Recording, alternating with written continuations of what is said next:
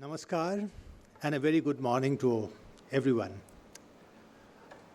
Honorable Chancellor, Pro-Chancellor,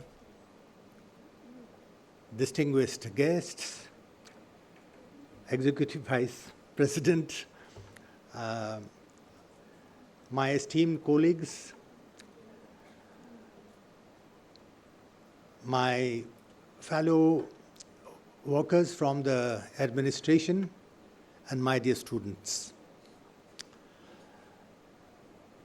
This is a very special occasion that we are here this morning.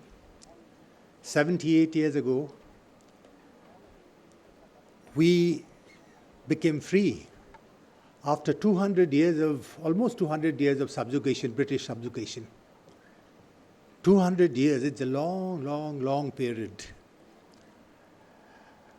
And through extreme sacrifices, deep commitment and patriotism by our leaders, we ultimately became free and independent on this day, 1947, 15th of August.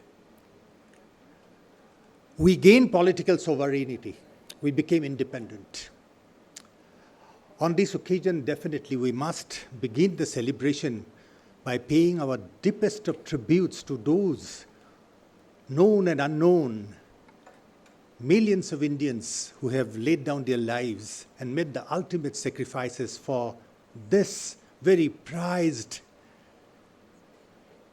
I would say, I think asset is a very small word to describe this, what we call as independence.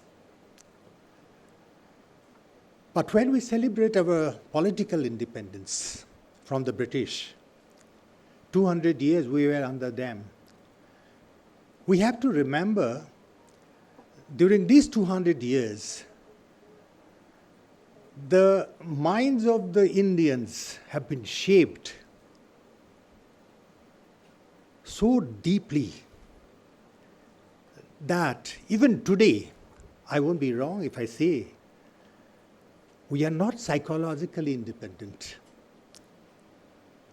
We have the mindset of a colony.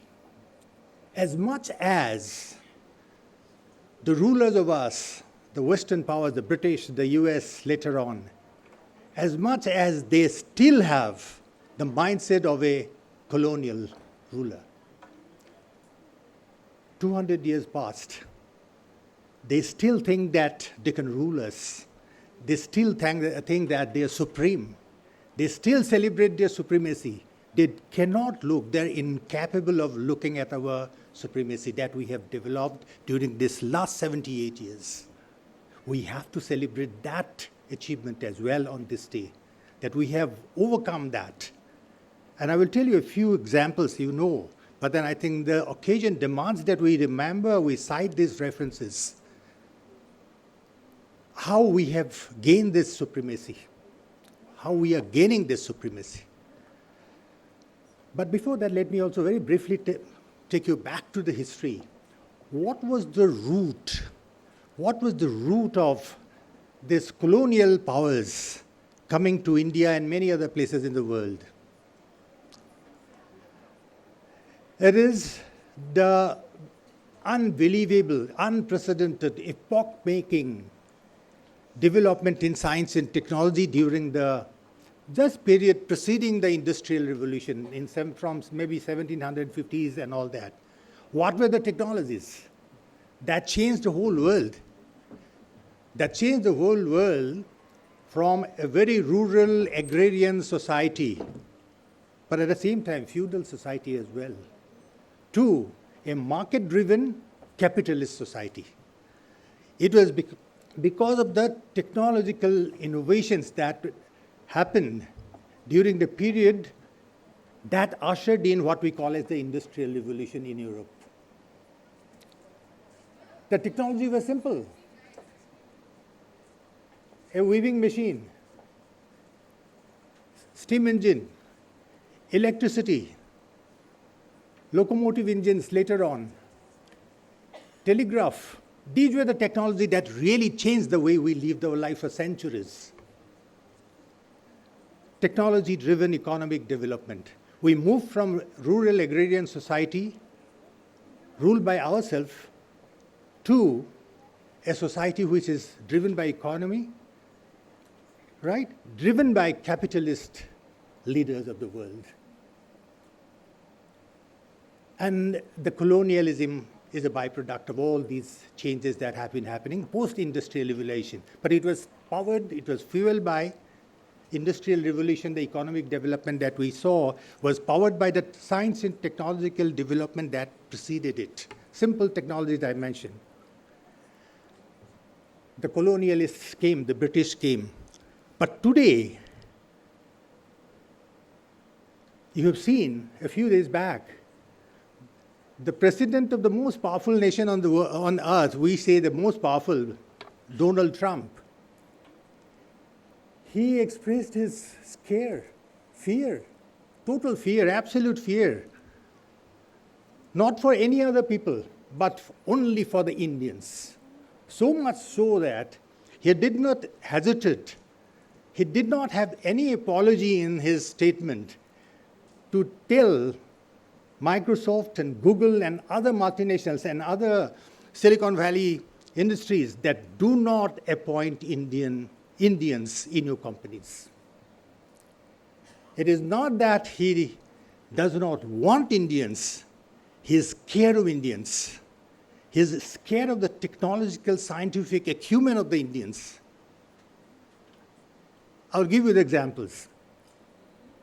Indians who have been educated in India, in institutions like this, they have made their way for better pastures, better job opportunities to United States of America and other places. Silicon Valley, the central power spring of American economy today, Silicon Valley, started with Indian technologists, undeniable. Many Indians follow to do job there. But now, Trump has seen that Indians have come up too far. They are not only coming to United States, to Silicon Valley, just to do jobs. They are making companies. They are not joining in with companies. They are making companies. $2.9 trillion worth of companies in the United States, the chief executive officers are of Indian origin. Sundar Pichai, Satya Nadella, Parag Agarwal, then Adobe, chief executive officer, his name is Santanu Narayanan. These are all stalwarts. These are the people who are leading, dictating, determining which way the technology of today will proceed, including the Americans. It is not America who is dictating and directing which direction the civilization is moving. It is the technology-powered decisions of people like Sundar Pichai, Satya Nadella. These are the people who are developing powerful technologies like the artificial intelligence. The smartest of smartphones, the chips are prepared, the algorithms, the codes are written not by anybody, but by Indians. Where? In MIT, in Harvard, in Stanford, at Google. So Trump is getting scared. And I will tell you another story. A few years back, Barack Obama, he was addressing school students in America. And he said, I still remember that statement. He said, please be aware of your Indian student friends. Please be aware of your Indian student friends. Beware of.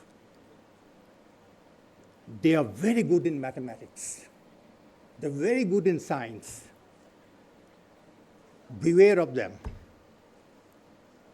The most powerful nation's president is not scared of any country, any political leadership, any nuclear arsenal. He was scared of the school children of India. That is India. That is our supremacy. That is our potential.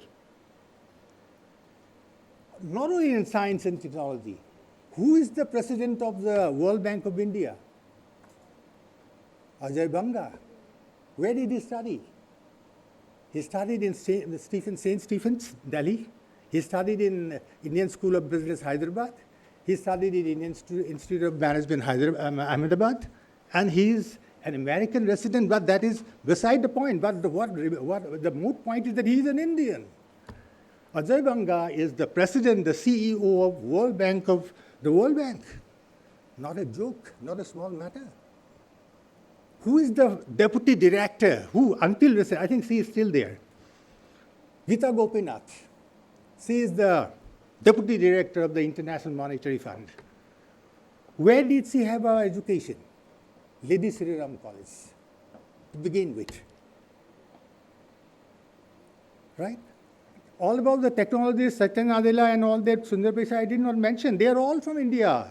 Sundar Pichai was born in Madurai, had his schooling there, went to IIT Madras. Satya Nadella, he got his basic degree from Manipal Institute of Technology. Then the Adobe CEO, Adobe, the most creative software developer in the world, that company, the CEO is Santanu Narayanan. Where did he have his basic education? He graduated from Osmania University in Hyderabad. Now, this is the scenario. This is the supremacy that you have gained.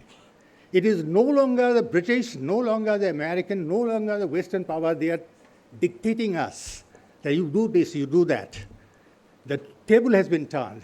It is our turn now to tell that you do this way, do that way. Do you ever think that even if Trump says, and 10 other presidents of the United States tell companies like Microsoft and Google not to appoint Indians, do you think that these companies will survive without Indians? They will not. It is being sustained by, these companies are sustained by the Indian brain. Knowledge is power, and knowledge is supreme power. You cannot avoid it. It is undeniable. The new education policy, what does the government say? The government says in this policy, India does not want to become a political superpower. We have already become if not a superpower, a power to be reckoned with. This policy doesn't say that we will become a military superpower. We are already an acknowledged superpower militarily. We are the third. What this national education policy says is that this country will become the knowledge superpower of the world. Please take note. It is NEP. I am quoting. This is not my quote. So where do this power come from? Where will this power come from? This power will come from institutions like this. Universities and educational institutions have great implicit value for the countries, for the nation's development. Without universities, without colleges, without institutions, this empowerment to become the global knowledge superpower will be just not possible. Day before yesterday, one lady, accomplished lady, she was invited to our university. She was in conversation with Ankur, and she was telling that her son is in Harvard, and she took enormous pride in telling that her son in Harvard has been selected for a program at CERN, the highest scientific organization for research in physics, nuclear physics, in Geneva. She said that her son who is in Harvard, has been selected for a program by that world-renowned organization.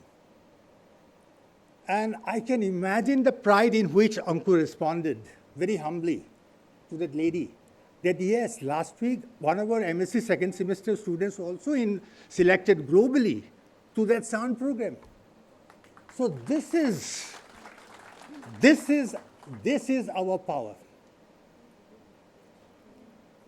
Do not underestimate universities. University has not only its value, it has its sanctity, it has its dignity, beyond any kind of monetary valuation and assessment. It is beyond. So let us try to respect our institutions, while celebrating the knowledge supremacy that we are getting again. We have become not only politically sovereign 78 years ago that we are celebrating today. Today we are becoming scientifically, technologically sovereign. This technological sovereignty is something to be saluted along with our political sovereignty today. I think I have crossed my time, I'm sorry. I got carried away, in fact. So once again, my tribute to my fellow countrymen, my colleagues, let us join hands. Let us build the nation by building this university. This can be the best, because our people have joined the best of the world, as I just mentioned. God bless us all. Thank you.